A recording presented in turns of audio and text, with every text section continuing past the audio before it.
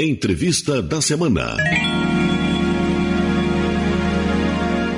Na entrevista da semana, o nosso convidado é o jornalista e escritor Eduardo Bueno Peninha. A jornalista Tata Fronhouse conversou com ele sobre a história do Brasil. Acompanhe. Ele começou a trabalhar aos 17 anos como repórter e logo de cara já ganhou o apelido de Peninha, personagem de Walt Disney que trabalhava no jornal. Autor da coleção Terra Brasilis, é um dos principais fenômenos editoriais do país. Os 3 primeiros volumes dessa coleção venderam mais de 1 milhão de exemplares. E em 20 anos, ele escreveu mais de 30 livros. Meu convidado de hoje é o Eduardo Bueno.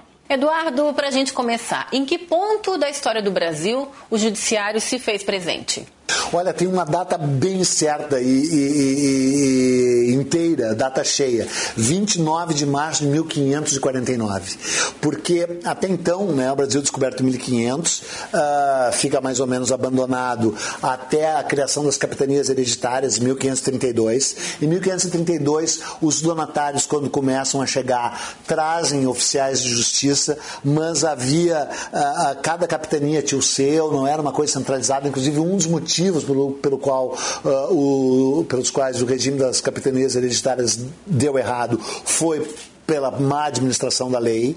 Então o rei e os seus assessores, na verdade seus assessores, né? O rei estava lá em cima, mas os assessores diretos do rei concluem que o Brasil, que a coroa precisava, em primeiro lugar, investir o seu próprio dinheiro, do Tesouro Real, na colonização do Brasil, sob o risco de perdê-lo para os franceses, e criar aqui um governo geral que ia ser centralizado numa cidade, a cidade do Salvador, na Bahia, que seria construída justamente para sediar esse corpo burocrático administrativo. Veio o governador Tomé de Souza e junto com ele veio o primeiro ministro da Justiça do Brasil, né, podemos chamar assim, embora o cargo na época fosse o ouvidor geral, que é o doutor desembargador Pero Borges. E é uma maravilha, porque o Pero Borges chega aqui com a ficha suja, né? Ele era corregedor de justiça em Elvas, em Portugal, tinha sido encarregado de supervisionar a construção de um aqueduto. O aqueduto parou no meio, as obras públicas pararam no meio, e aí o empreiteiro, porque foi construído por regime de empreitada, esse aqueduto, disse, mas eu dei todo o dinheiro para o desembargador Pero Borges. E ele foi julgado pelos seus pares, condenado, ficou em prisão domiciliar, é muito maravilhoso, né? Em 1547, e foi condenado a nunca mais exercer um cargo público. E 2 anos depois da condenação, virou o primeiro ministro da Justiça no Brasil. Na verdade, quando você estuda a história dos ouvidores gerais, o ouvidor geral era o cara que era o chefe, era o representante máximo do judiciário no Brasil. Dos 7 primeiros ouvidores gerais do Brasil, 5 voltaram a ferros para Portugal, algemados, presos, condenados por crimes dos mais variados. Um dos livros da sua coleção Terra Brasilis, que foi lançada para comemorar os 500 anos do descobrimento do Brasil, fala do início da corrupção no país. A gente pode dizer, então, que a corrupção é um legado que a gente recebeu dos portugueses? Essas coisas eu estava citando, estão todas essas nesse livro que se chama Coroa, Cruz e a Espada, Origens da Corrupção no Brasil. Ela teve 4 volumes até agora. Ela vai ter mais. O primeiro volume foi Viagem do Descobrimento, que é só sobre o descobrimento em si. O segundo volume se chamou Náufragos, Traficantes e Degradados, que é o período sem lei do Brasil, de 1501 a 1531.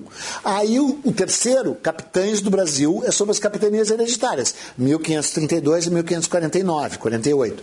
E aí esse, a Coroa, a Cruz e a Espada, é de 1548, 49, a 1556.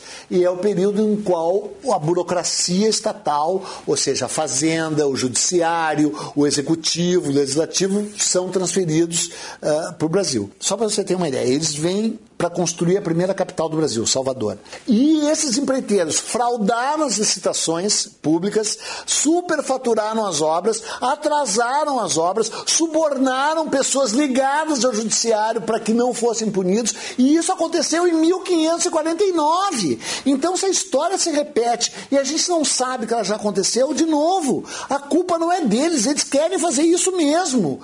A culpa é nossa, que aceitamos e vivemos de bobo. Só que as coisas estão mudando, né? Muito, muito no Brasil, né? E uma das mudanças tem a ver com uma nova postura do judiciário. Mas o saldo geral dessa transformação do judiciário é positivo, né? Na sua visão, como é que você enxerga o papel do judiciário hoje? Ele cumpre o papel que ele deveria cumprir desde o início? Eu acho que o judiciário está longe de ser perfeito, né? No Brasil desde sempre, mas ele é aperfeiçoável. Né? Ele primeiro, em tese, a sua postura, o seu papel, o seu propósito é corretíssimo. Nunca houve em nenhum lugar do mundo, desde o Egito Antigo até os dias de hoje, qualquer nação, nenhuma civilização sem justiça. Civilização e justiça caminham juntos. Não há civilização sem justiça.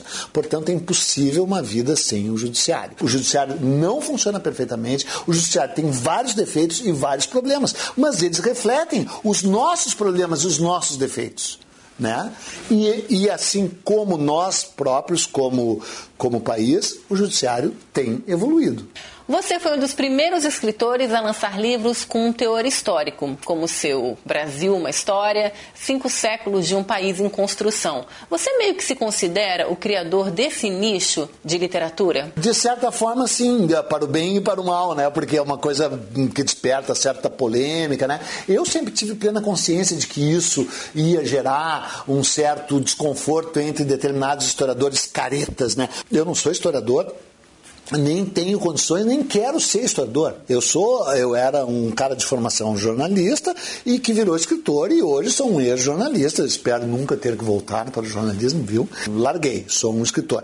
Eu sabia o que eu estava fazendo, entendeu? Agora, embora eu tenha sido meio que, digamos, o criador dessa nova tendência, o pioneiro dessa nova tendência, na verdade eu devo isso caras que vieram antes de mim, o Fernando Moraes, né, o Jorge Caldeira, que escreveu Mauá, que escreveu tantas coisas, o próprio Rui Castro, embora flamenguista, coitado, né, o cara torce pro Flamengo, imagina.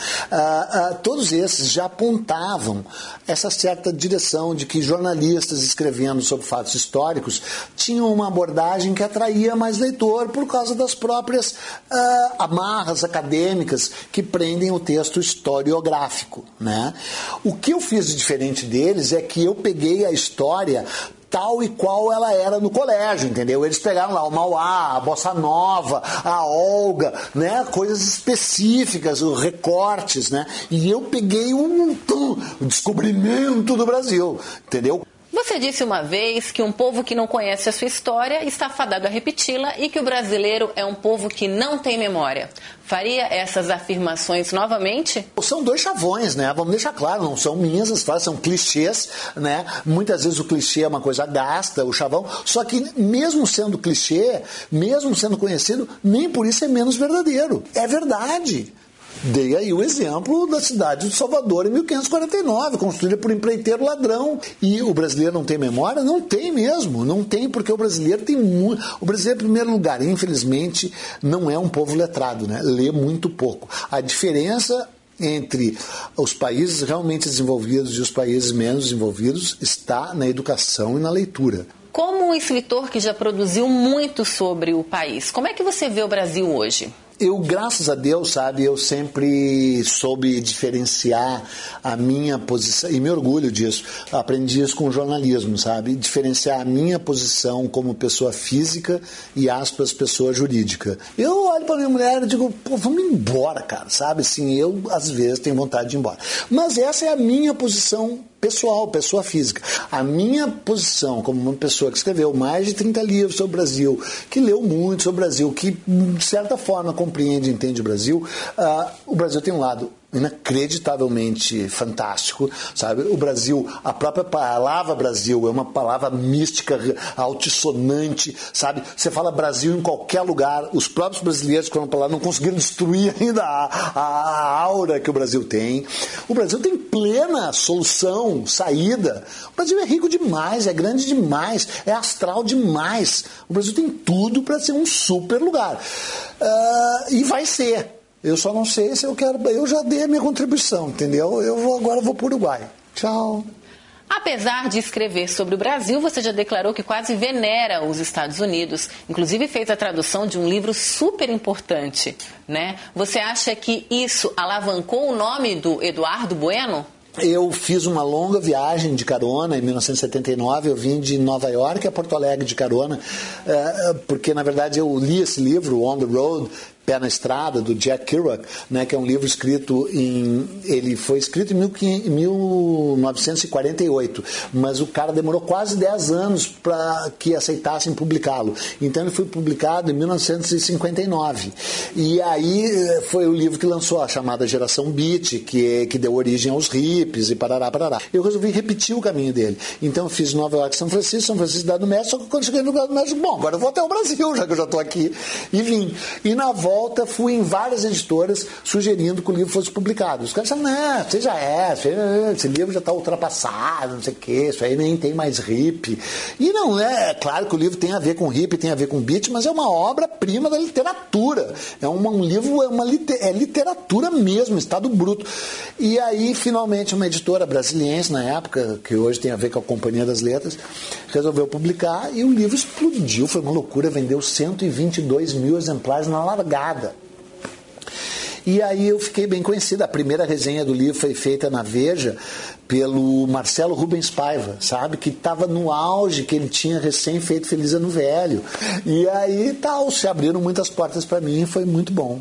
E é verdade que você é super fã do Bob Dylan? Eu devo tudo isso ao Bob Dylan, entendeu? Em 1973, eu ouvi o Bob Dylan pela primeira vez, e aí foi uma revelação, assim, né? Ele me soou como um profeta com a garganta cheia de trovões, e daí eu digo, eu vou ser um rebelde, que nem esse cara, e tal, e bababá, me apaixonei por ele, paixão que se mantém até hoje, eu sou muito, muito devotado, devo muito a ele, eu tenho 250 discos, né? Tenho 71 livros, li todos os livros sobre ele, sei tudo, conheci ele pessoalmente, que é um feito, né? Porque ele é muito arredio, assim, ele não... é impossível chegar perto dele, especialmente se você é fã. Ele é louco, né, cara?